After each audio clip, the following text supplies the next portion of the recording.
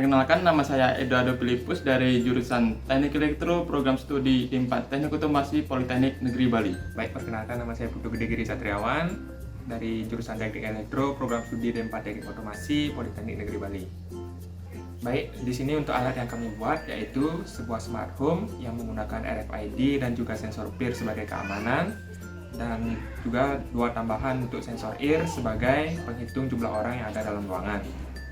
Baik, untuk selanjutnya, untuk komponen yang digunakan yaitu 2 buah ESP8266, 2 buah breadboard, 2 buah sensor ear, 1 buah sensor peer, 1 buah LCD 16x2, relay 2 channel 5 volt, lampu DC 12 volt, RFID modul, dan 2 buah card ID, 2 mini servo, buzzer, kabel jumper, dan juga yang terakhir 3 buah kabel USB.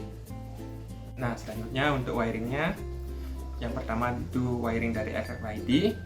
Untuk SDA itu ada pada pin D4, SCK pin D5, MOSI pin D7, MISO pin D6, RST pin D3.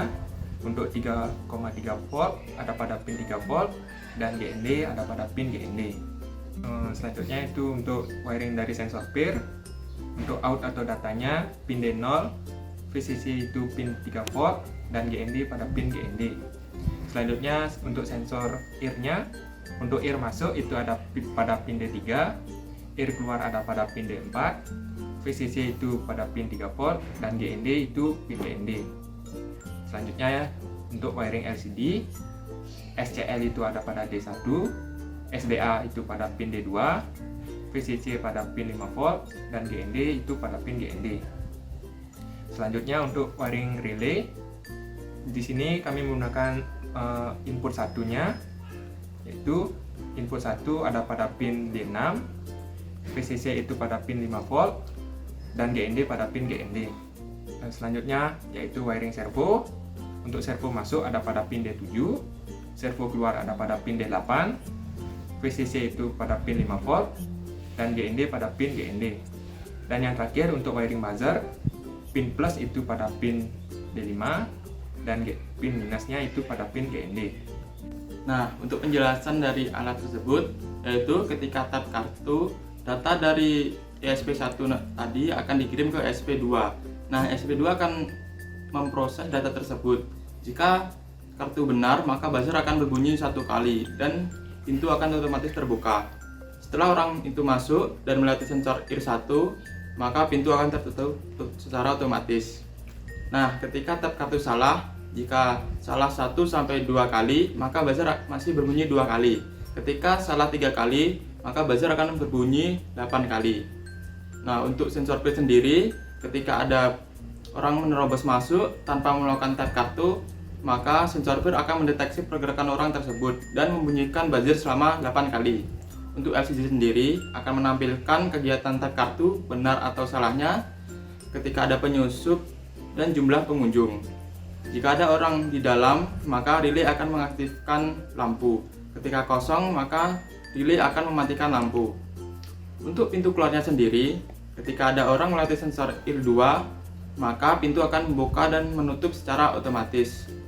Nah, selain sebagai kontrol pintu, sensor ear juga digunakan sebagai pengunjung jumlah orang di dalam ruangan tersebut.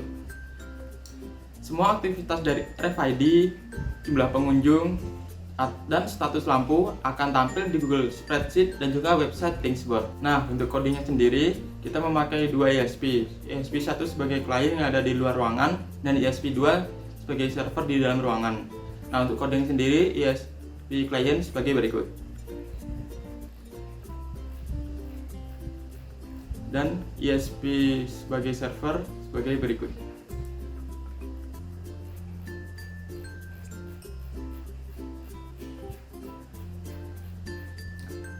Oke. Ini udah Udah, emang ada di gitu ya? ya gini. Karena kan untuk komunikasinya kita menggunakan komunikasi IP. Jadi ada delay sedikit untuk pengiriman data. Pada saat kartunya di tap kan, nah di data loggernya itu jam yang terbaru untuk status lampu masih off, dia masih off. Nggak ada yang Untuk jumlah orangnya belum deteksi. apa itu namanya, untuk orang yang dalam itu diukurnya dari sensor ini gitu. Ketika sensor N1 Membaca. Oh, membaca. Ya. Coba buat yang buat kita ini terbaca. Nah, ini tadi membaca, maka lampu hidup, dan untuk firnya jika ada orang masuk lagi ini, nah maka berbunyi di sini untuk yang dicetak pada LCD-nya penyusup diaturnya seperti ini. Kemudian kita coba lagi untuk kartunya penambahan orang. Masih satu karena yang di mesin.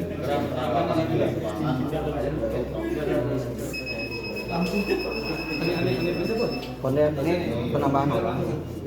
Di box lampunya on.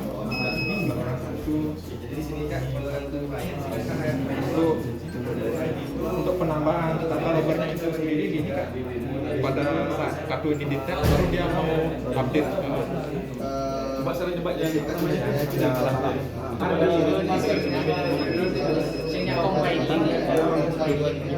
Apa namanya semua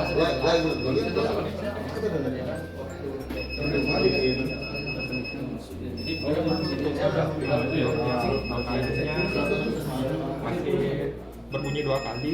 Untuk yang ketiga kalinya nggak mau semua cuma nampilin ke aplikasi kan. nah untuk yang ketiga kalinya bunyi 8 kali. Macam banyak buatnya nggak mau sama sekali.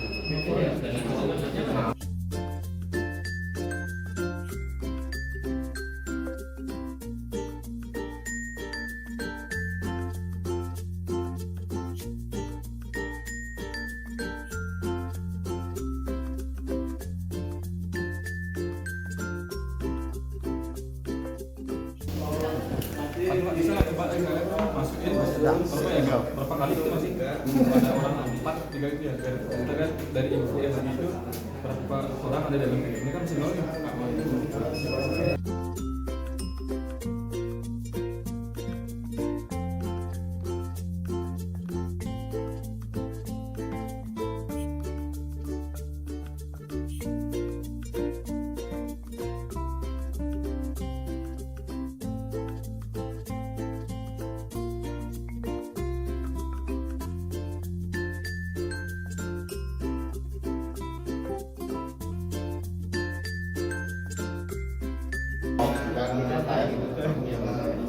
Lampu internet.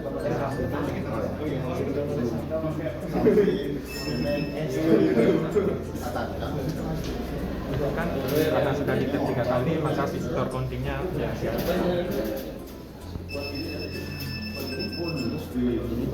Coba cara yang ada lagi. Untuk delaynya kira-kira 1 menit. Sini 2.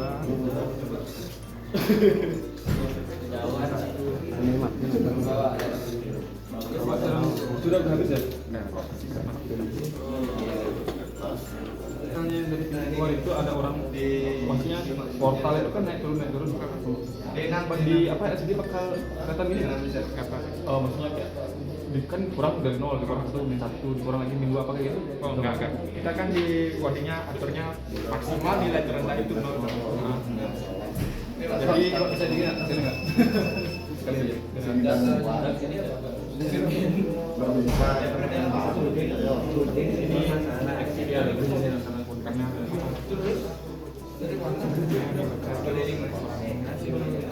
pergerakan yang kuat